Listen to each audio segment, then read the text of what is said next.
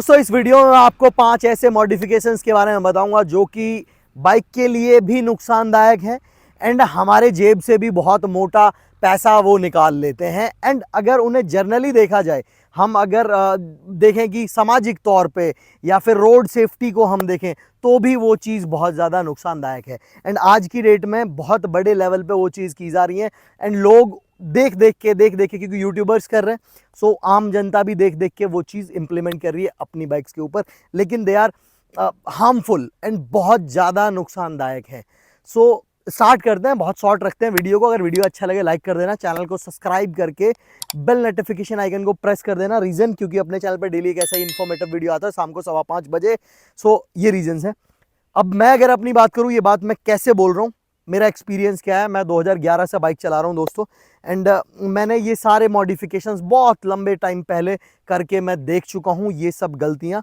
सो अपने एक्सपीरियंस से आप लोगों को बता रहा हूँ। पहला, जो कि आजकल बहुत क्रेज चल रहा है, जिसे हम बोलते हैं हाइड्रोलिक, आपका क्लच एंड डिस्क के लीवर्स को चेंज कर देते हैं लोग। यानी कि डिस्क जो है वो तो हाइड्रोलिक आता है, ये क्लच भी हाइड्रोलिक लगा देते हैं एंड वो जो सेटअप है वो एक्सपेंसिव भी आता है।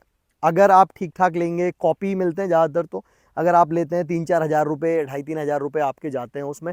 एंड अगर किसी अच्छे ब्रांड का कॉपी लेते हैं, हार्ले वगैरह का, सो वो और एक्सपेंसिव आता है। बट अगर उनकी रिलायबिलिटी के बारे में बात करें तो रिलायबिलिटी है शून्य, साथ ही एक्सीडेंट के चांसेस भी वो बढ़ जाते हैं उन्हें इंस्टॉल करने के बाद एंड कोई स्वाद नहीं आता। मैं अगर अपनी बात करूं तो मैंने 2016 में अपनी क्लासिक 350 में हाइड्रोलिक क्लच इंस्टॉल किया था, पूरा सेटअप, जो कि हार्ले टाइप के मैंने मंगवाए थे एंड 8,000 रुपये पूरा एक्सपेंस आया था। And with in a month मैंने स्टॉक वाली जो चीज़ें थी वो लगवा ली थी, क्योंकि ऑयल लीक कर रहा था एंड जब हम क्लच को मैं ट्रैफिक में प्रेस कर रहा था, सो वो क्लच को मेरे को प्रेस करके रखने के लिए ताकत लगानी पड़ रही थी, क्योंकि हाइड्रोलिक होने की वजह से ऑयल का प्रेशर उसको वापस पीछे की तरफ खींचता है क्लच को।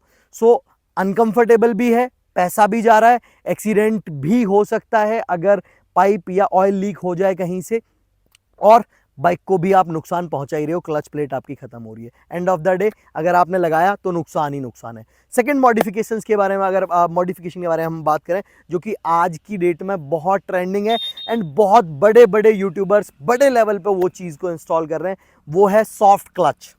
सॉफ्ट क्लच अब होता क्या है, मैं आपको थोड़ा कम शब्दों में समझा देता हूँ। एक डिवाइस होता है जो कि आपके clutch wire and clutch lever के बीच में इंस्टॉल होता है, जो आपके क्लच लीवर को थोड़ा सा सॉफ्ट कर देता है, जिसकी कॉस्टिंग अगर आप शॉर्ट वाला लेते हैं तो लगभग 2500, 2200, 2300, 2600 ये पड़ जाती है। एंड अगर पूरा क्लच वायर के साथ लेते हैं तो नियर अबाउट 3,000 रुपये में वो मिल जाता है।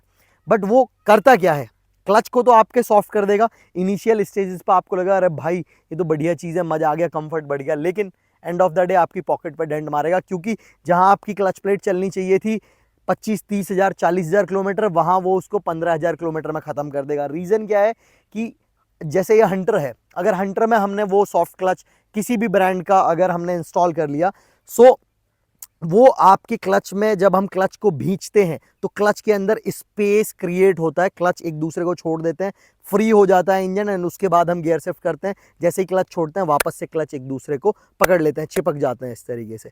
सो जब हम वो सॉफ्ट क्लच लगवा लेते हैं तो उसमें मैकेनिज्म कुछ नहीं है, वो आपके क्लच को कम भींच रहा है, मतलब जो क्लच वायर मूव करना चाहिए जिस क्वांटिटी में, उस क्वांटिटी में मूव नहीं हो रहा। सो वो एंड ऑफ द डे जो आपकी क्लच, जब हम क्लच प्रेस करते हैं, सो जो क्लच प्लेट्स हैं इंजन के अंदर, उसमें जो स्पेस बढ़ता है उसको कम करता है। तो क्लच को वेयर एंड टेयर ज़्यादा होगा एंड आपकी maintenance end of the day बढ़ जाएगा। दो चीज़ हो गई। तीसरी चीज़ आजकल मैं ट्रेंडिंग में देख रहा हूँ रील्स वगैरह पे एंड कुछ यूट्यूबर्स भी उसको इंस्टॉल करवा रहे हैं, जो कि मॉडिफिकेशंस वगैरह का काम करते हैं। स्पेसिफिकली करोल बाग में बहुत उस चीज़ को प्रमोट किया जा रहा है। वो है कि आप इसके अंदर गाड़ी के जैसा पुश स्टार्ट स्टॉप बटन का सेटअप इसमें लगवा सकते हैं, मतलब आपकी बाइक दूर खड़ी हुई है एंड आपने बटन दबाया एंड आपकी बाइक स्टार्ट हो गई। सो ये जो सेटअप है दोस्तों, ये बहुत टाइम पहले भी ट्रेंडिंग में था। आज से अगर मैं बात करूं 2016-17 के टाइम पे, एंड अब वापस से ये चीज़ ट्रेंडिंग में आ गई है, क्योंकि एक चीज़ हमने सुनी होगी, हिस्ट्री रिपीट होती है। सो वही वाली चीज़ है, पर ये चीज़ बहुत अनहेल्दी है in terms of electronic failures and in terms of bike की सुरक्षा। चोरी हो सकती है बाइक बहुत ईजिली, क्योंकि उसमें वो पूरी वायरिंग एंड पूरा मैकेनिज्म जो है एक स्पेसिफिक एक सस्ते डिवाइस के ऊपर चला जाता है। जो बाइक का स्टॉक मैकेनिज्म है वो ज़्यादा सुरक्षित है, उसी पे आप रहिए। अगर आप वो लगा देते हैं ना बटन वाला स्टार्ट वाला, लाइटें वाइटें जलने लग जाती हैं, बटन दबा के बाइक स्टार्ट हो जाती है, तो आपकी बाइक के चोरी होने के चांसेस ज़्यादा हैं एंड आपकी बाइक में इलेक्ट्रिक फेलियर्स होने के चांसेस ज़्यादा हैं। रीज़न, आपकी बाइक एक स्पेसिफिक अमाउंट में ही इलेक्ट्रिसिटी जनरेट करती है, तो अगर आप उसे 75 जगह डिवाइड कर देंगे तो कहीं ना कहीं बैटरी भी जाएगी एंड बाइक की इलेक्ट्रॉनिक फेलियर्स भी डेफिनेटली होंगे ही होंगे। 3 प्रोडक्ट हो गए। चौथा प्रोडक्ट है दोस्तों अपना मॉडिफिकेशन बोल लीजिए, वो है हजार्ड।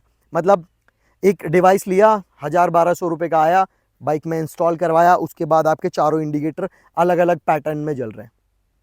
ये अगर आप अपनी बाइक के साथ कर रहे हैं ना दोस्तों, मत करिए भाई, ये सामाजिक तौर पे भी बेकार है। रीज़न होता क्या है, जब आपकी बाइक हाईवे पे चल रही है, इंडिकेटर्स लुप लुप कर रहे हैं, तो पीछे वाले वाहन को फॉग में, रेनी वेदर में पता ही नहीं लगेगा कि आप रन कर रहे हो या फिर आप रुके हुए हो या फिर आपकी दूरी कितनी है। क्योंकि हजार्ड का मतलब होता है आपातकालीन स्थिति, कि आप किसी समस्या में हैं इसलिए वो आपने जलाया हुआ है। हजार्ड का मतलब शो ऑफ नहीं है, फैशन नहीं है।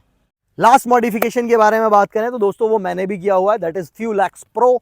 एंड फ्यूल एक्स प्रो जो है मैं आप लोगों को रिकमेंड नहीं करता। मैं 8-9 महीने से अपनी बाइक में इसे यूज़ कर रहा हूँ।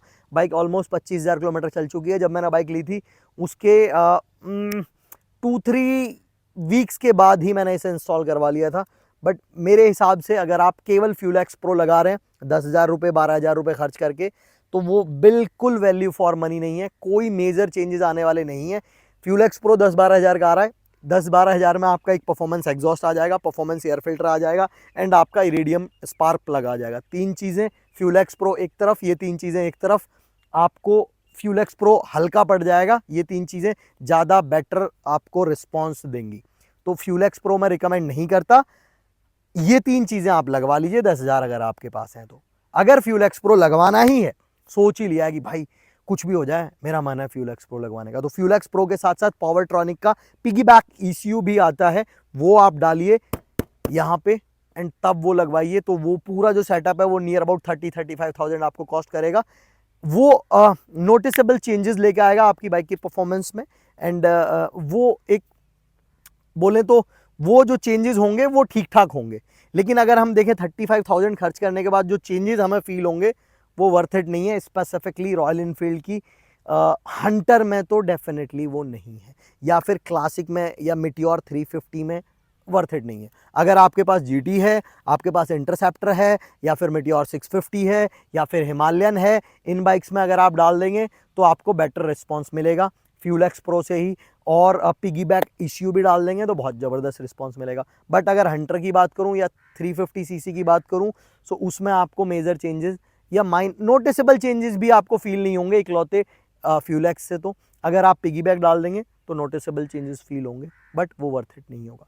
तो ये 5 मॉडिफिकेशंस थे दोस्तों, जो जिनके मैं खिलाफ हूं, जो मैं नहीं चाहता आप अपनी बाइक में करवाएं, इन चीज़ों में पैसे लगाएं।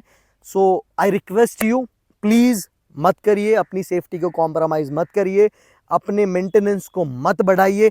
बहुत ज़्यादा पैसा है या कंटेंट ही बनाना एकमात्र मकसद है आपका ये मॉडिफिकेशंस के वीडियोज से, ये चीज़ें करने से, तो भाई इसके पहले आप बोल दें, प्रो एंड कॉन्स बता दें। क्योंकि आम आदमी आपकी वीडियो देख के अगर हाइड्रोलिक क्लच या ये प्रो स्पैक सॉफ्ट क्लच या फिर ये फ्यूल एक्स प्रो वगैरह ये लगा लेगा तो उसका नुकसान हो जाएगा। धन्यवाद। अगर वीडियो अच्छा लगा हो एक लाइक बनता है आपके अगर नज़रिए से तो कर दीजिएगा। और क्वेश्चन ओपिनियन क्वेरीज के लिए I am available on Instagram also @bikebone21, तो वहाँ बातचीत कर सकते हैं हम। कल मिलते हैं 5:15 बजे, तब तक सुरक्षित रहिए, सेफ रहिए। Thank you. जय हिंद, जय भारत।